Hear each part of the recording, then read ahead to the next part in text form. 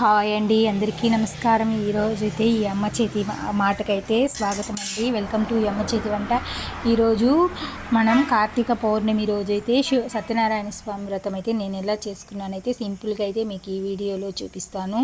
నాకు అన్ని జీవితంలో లైఫ్లో అన్నీ కలిసి రావడానికి కారణమైతే ఈ స్వామివారే అండి. ఈ స్వామివారిని ఒక్కసారి చూసినా మన దగ్గర ఉన్న నైవేద్యం కొంచెం శుభ్రంగా పెట్టి మనం స్వీకరించిన మన కష్టాలన్నీ తీరిపోతాయి. అంత మహిమాన్వితమైన స్వామి సత్యనారాయణ స్వామి. ఈ వ్రతం నేను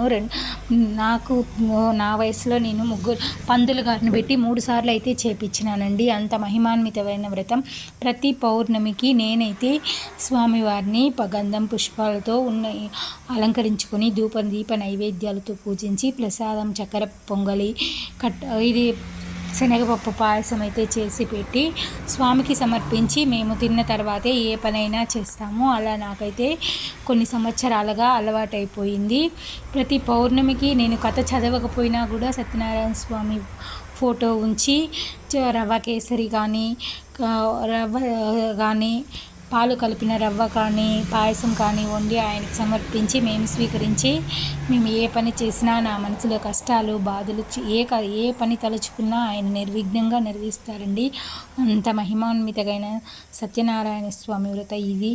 ప్రతి ఒక్కరూ చూసిన ప్రసాదం తీసుకున్నా ఎంతో మహిమాన్వితమైన వాళ్ళ సమస్యలు కష్టాలన్నీ తీరిపోతాయి. అంత మహిమాన్వితమైన ఈ సత్యనారాయణ స్వామి అనుగ్రహం అందరికీ ఉండాలని కోరుకుంటూ అందరూ బాగుండాలి, అందులో మనము ఉండాలి.